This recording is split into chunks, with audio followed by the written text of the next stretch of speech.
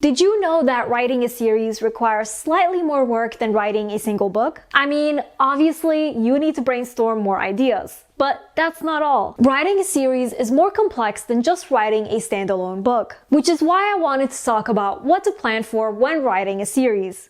Let's get started.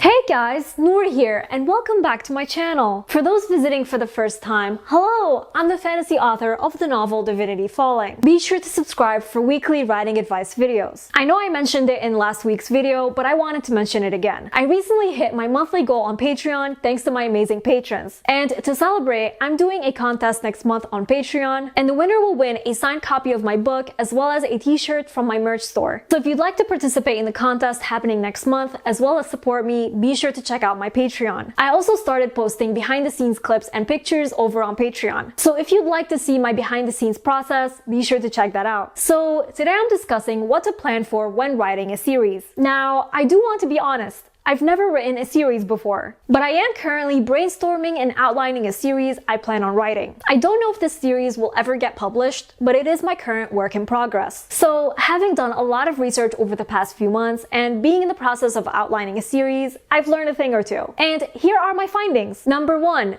Have a general idea of all your antagonists throughout the series. Now, you might have a single big antagonist, but often you have smaller antagonists that your protagonist will face before the big antagonist. Think about it like having a mini boss fight before a big boss fight in a video game. The same is true for novels, but especially in series. For me, as I plot my current work in progress, I'm planning for an initial antagonist in book 1, which will lead to the final big antagonist in the last book. They're all connected in one way or another, but the final antagonist will definitely be the worst to take down. Number 2, create a narrative arc not only for the first book, but all the books. So you should obviously have a beginning, middle, and end for the first book, but the first book should only be the beginning of the narrative arc at large. Think of the Hunger Games. In the first book, Katniss goes into the games and has to survive. Here, we are introduced to her world. In the second book, we get to witness the corrupt government firsthand, and then Katniss gets thrown back into the games. And in the final book, there's an entire revolution. So each book follows a big narrative arc, and each standalone book has its own narrative arc too. This is important so that the series as a whole feels like a unified story. Number 3, you must think big picture subplots. For example, as I plan my series, I keep thinking of subplots I want to introduce in the first book that will play a major role later on in the series. So when you're planning a series, consider the subplots that will come into play down the road. Think big picture. Do you mention a legendary creature in the first book that no one has seen in thousands of years? This creature should have a crucial role later on in the series. Number 4, plan the ending of your series and make sure it ties back to the beginning. Just like you would plan the ending of your first book, make sure you plan the ending of your very last book. This way, everything wraps up nicely. For example, if your main character has a goal at the beginning of the series,